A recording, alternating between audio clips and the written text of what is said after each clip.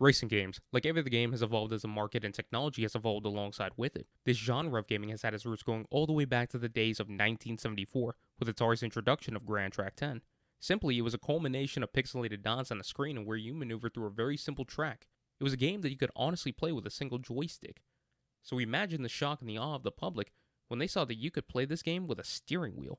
This was as immersive as a game was going to be for that time, and when you look back at it and compare it to something like Pong, it was revolutionary and incredible to see the sort of smoothness that the game provided for its time. Add on to the fact that gaming was a very new pastime, so it was remarkable that it would wow people just as much as Pong had. Now, let's fast forward to 2004. My father comes home from deployment, and he walks in with a game called Need for Speed Underground 2. He and many 4-year-old casual me plop it into my PS2, and we game the night away. While I had played racing games before in an arcade and on the PS1, this was a game that hooked me, and I think it's pretty fair to say, many other gamers of our time. It was incredible to be able to drift around the night city in a car that you could customize and tweak, from the make and model of it, all the way to the car enthusiast version of RGB lighting. For as long as I had my PS2, I would play that game until that poor machine finally gave out on me. And as the life cycle of the PS2 was coming to an end, and we were entering into the next console cycle, I'd grown a bit myself. No longer was I the peace-loving child that I'd once been. No longer was I just drifting and sweating to beat my best time. Now I was purposefully sacking my own time to crash into other cars just out of sheer boredom. I was a menace in Grand Theft Auto, and now I was looking for a little bit of vehicular mayhem. And I guess I wasn't the only one, because in comes Motorstorm.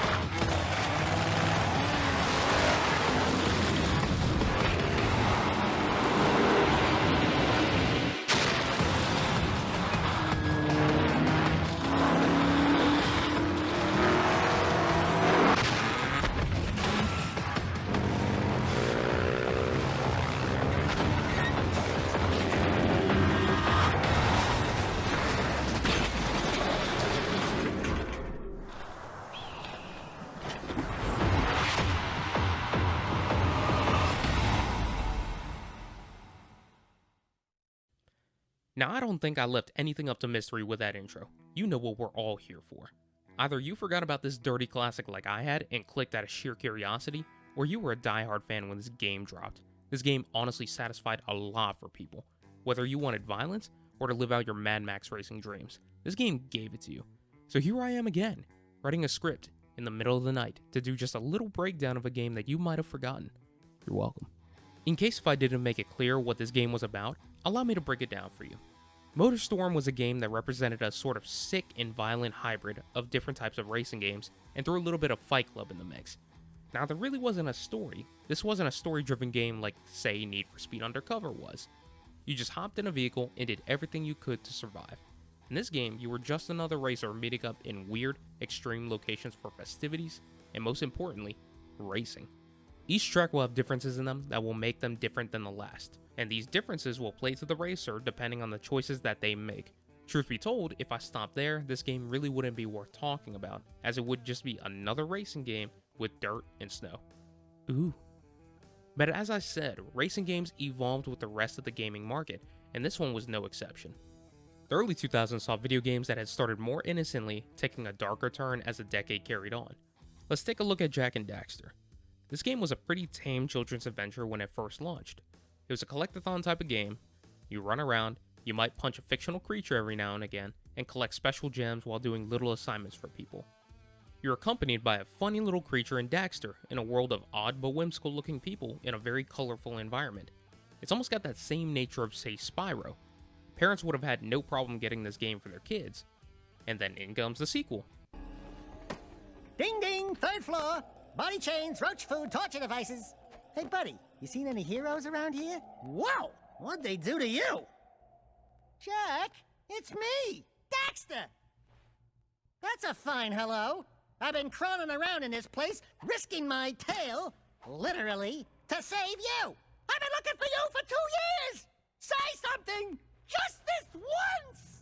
I'm gonna kill Praxis! Now Jack has turned into this violent and vengeful protagonist, whose very first words spoken in the series is his vow to kill somebody. He looks angry and carries himself like he's gonna punch the very first person that he talks to. Now you are carrying guns and it pretty much turns into Grand Theft Auto, but with elves and a dictatorship and aliens. But a better example would be Blitz The League, taking the traditional gaming experience of the NFL games that we are all familiar with, but with teams physically trying to break one another and literally injecting highly demonetizable paraphernalia to stay on the field. In essence, this is what's going on with Motorstorm. The game was released back in 2006, just a year after Blitz, and instead of being just another off-road racing game, you have a lot more ways to beat the opposition other than just being fast. In this game, you get to pick a variety of different vehicles, all up to the preference of how you want to go about the race, with some races limiting you to certain vehicle types. You can pick up a dirt bike, an ATV, buggy, rally car, racing truck, mud plugger, basically think like Jeeps or Hummers, and then big rigs. But instead of just winning the race through having the fastest vehicle, the vehicles themselves can determine how the race goes. Now let's get into the meat of the video, the vehicle types. First off, we'll start off with the dirt bike and the ATV, as they are the smallest and most nimble vehicles. These vehicles offer much more speed, minus the rally car, and maneuverability over the bigger vehicles. Because they are smaller and much quicker to stop, they're able to take sharper turns and generally have better acceleration.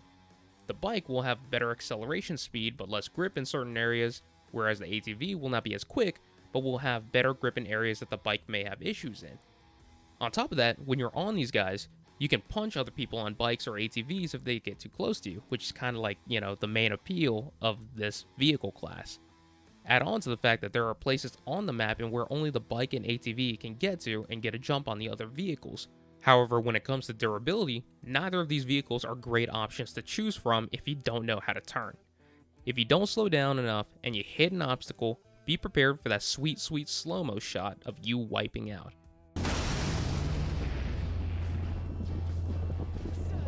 And as stated before, the tracks play to the choices of the player, and that just isn't about the type of vehicle you run. The maps offer different routes to take. Pick the wrong one, and you can easily find yourself dropping from first to last real quick.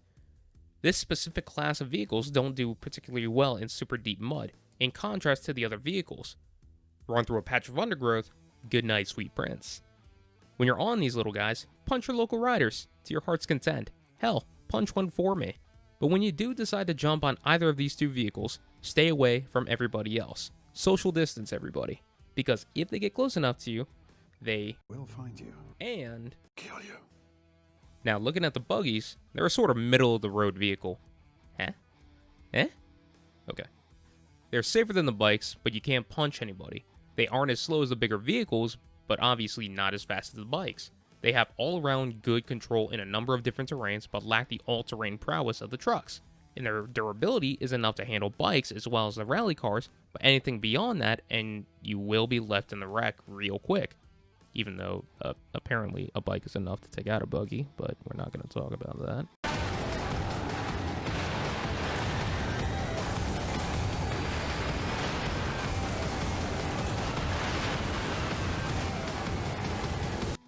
Truth be told, this is the vehicle that if you have absolutely no idea what you're doing, and you just need something that offers you a little bit of everything, baby's first car, then this is kind of the class for you.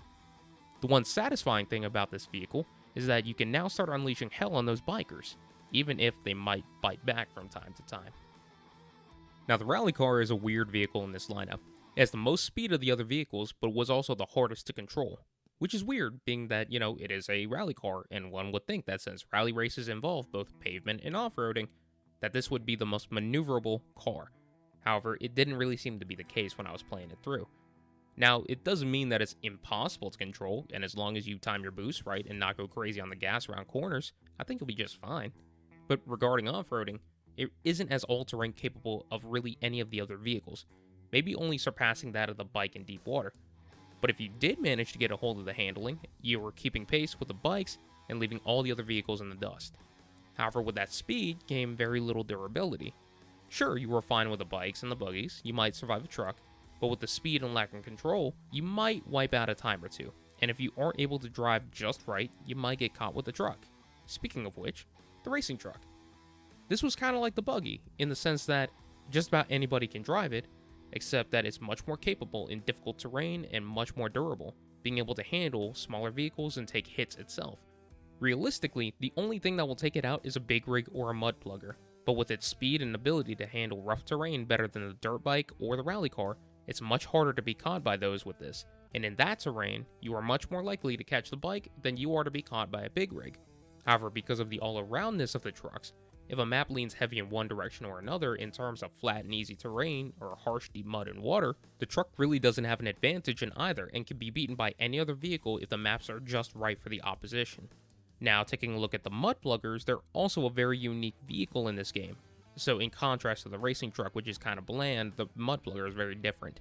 They don't have the size of the big rigs, nor do they even match the speed of the racing trucks, but what they do have is control in the harsher elements of the maps. In other parts of the map, where the ground is even semi-even, they will be outpaced by every vehicle because of the weight and acceleration of these vehicles. However, insert just one stretch of mud, and the pluggers will catch up instantly. They don't have any trouble in that sort of terrain. They can, and will, beat any vehicle once it gets a little dirty. Kinda like my stepsister.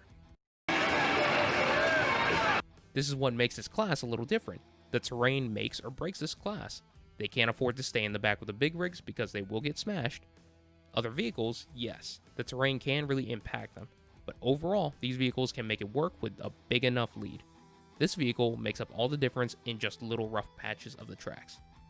And now on to my favorite class as a kid when I played this game, the big rigs. You know, I'm a short guy, so gotta compensate somehow. Breathtaking. This vehicle is a definition of slow and steady wins the race. This class can pick up to a nice top speed, but requires time to build up to it. What really makes this shine is the all-terrain abilities and the durability of it. Nothing ever really stopped this class, major obstacles could be broken by it, it would even run through small houses. In later games, they would introduce heavier vehicles that could do some real damage to it, but in the original game, nothing was even going to dent this guy. If anything got close to it, you could really send someone off the beaten path with this vehicle class. Muddy terrain or dry flat land, it can pick up some serious speed and be a threat to smaller vehicles. However, where it does fall short is the maneuverability of this rig. It's what keeps them behind in the back of the pack when the tracks begin incorporating more turns. It ends up losing a lot of speed and starts to fall behind. But as long as you could work with that, this thing was dangerous on the field and you were bound to do some damage with this class. Now you've heard me talk a lot about terrain, and that is something worth noting about this game. There was a lot of variability in the maps. You never really seemed to enter a map and felt like, damn, again? I played a lot of games that were just repetitive. My favorite game that I was replaying the other day was the original Samurai Warriors on the PS2. It's actually funny that as I was writing the script, the idea of boring repetition comes up, because while I still enjoy Samurai Warriors today, when I was playing it, the thought came up was, this level design feels really repetitive and uninspired. Now, the way that they designed the game was that you could play the same map multiple times through different perspectives, storylines, and missions. Motorstorm, though you replay maps, there really isn't a moment where it feels super repetitive, as when you do come across that map again, you oftentimes are changing vehicles, and as such, the dynamic of the map and how you play it changes alongside with it. You play the map the first time around and you may have used the bike, took the higher routes, and then drove faster at different parts of the map to make up for the other parts that slowed you down. Then you play a few different maps in between, you end up on the same map again, and now you're in a big rig, and have a completely different driving strategy and path. Not that this game, really required a lot of strategy, but there was still a metagame to how you played the different vehicles. It essentially changed how you're playing it versus the first time when you had. To add on to the map design, the game devs really took it upon themselves to make sure that the map was balanced enough to where any vehicle can win if it was a free-for-all. They included different paths that would allow each vehicle to take its own route, make progress with their own strategy with the high, mid, and low paths of the map. When you had the opportunity to pick your class, how you won it was based entirely upon your own skill and how you wanted to play. And it isn't like games like, say, Black Ops 4, where pretty much every gun is usable by anybody. This feels more like Overwatch, where you learn how to drive a certain vehicle and make it your own, just like you have your default pick in matchmaking. And when you're forced to play one class, they design the map around that vehicle, so it doesn't feel like you're a square peg being shoved in a circle hole. It just presents another opportunity to learn how to master that vehicle and understands where its strengths and weaknesses are. Again, it's not a strategy game, but again, you'll learn how to play differently, you know? So now, steering in another direction. No, okay. The design of the map was actually pretty remarkable for the time as well. Games like that and Need for Speed Undercover really shocked me with the texture quality. Now obviously game quality has evolved 14 years later, textures have become more detailed, and consoles today can deliver near PC-like gaming experiences, graphical fidelity-wise. Even looking within the series of Motorstorm, as the games progressed, the graphics got progressively better. And of course, when you go from playing the PS2 to playing the PS3, everything will look upscale and have the kid in a candy shop effect with every game. Nostalgia playing an even bigger effect on that. But for being a launch title on the PS3, going from Need for Speed Underground to Motorstorm was a huge jump for me at the time, and a lot of gamers as well, in particular the ones making the jump from console to console, rather than from PC to next-gen consoles. Some things that the game could really tone down on, though, is the brightness and saturation. The lighting makes it really hard to actually see what you're doing. It definitely caused me to crash a few times. But if I'm going to be really honest, where this game got my soul was the soundtrack. If you ever thought you were a metalhead in middle school, chances are you got a song or two already on the track. Between Slipknot and Wolfmother, it's a pretty solid track list along those lines.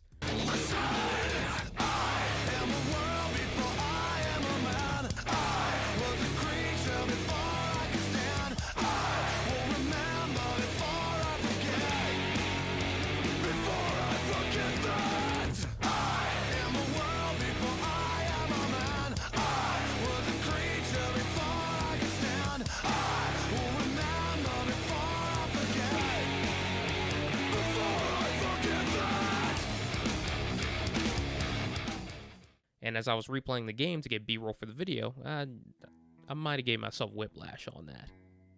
So what was Motorstorm? Well, Motorstorm I think will go down as a dirty classic. It certainly will for me. It was one of the first games that launched on the PS3 and was a lot of fun to play. It provided a lot of great moments for me as a kid, and even the demo game itself provided a lot of memories for me. See, my family didn't have a lot of money, and when I was too young for a job, we couldn't afford to go out and just buy games. So when they had the demo for the game on PS3, I played it endlessly. And it provided a lot of fun times for me. So when I got to buy the game, I played it a lot. And it was my go-to, I don't know what the hell to do sort of game. Remembering my first time seeing the game and playing it at a Navy Exchange before downloading it myself, it was and still is an awesome game. And even when I traded it out to go and get No Man's Sky, yeah, that was a time of suffering. I still remembered that game all the way up until now, and whatever you might think of the game and how well it has aged, just know that it's still my boredom game and I love it. Now, that's not to say that the game was without faults, but that's not necessarily what I was going for here. I didn't really care to kind of analyze the game super in depth like I did with Call of Duty 3. This was just kind of more of a, hey, do you remember that game? Yeah, this is what it was about sort of video. So I want to thank you all for tuning in and listening. So if you got something to say, go ahead, leave it down in the comments. One thing that I also want to point out here is that I do work with a second channel called The Bros. I'm going to be uploading some footage of that. We did a stream recently of a game called Man of Medan. We're going to be uploading some of that footage both on that channel and on my channel. So, yeah, that's going to be another thing. If you go down into the description in my channel section, that's going to be an area that I would love for you all to check out if you do get the chance. So without further ado, thank you all for watching and have a wonderful night.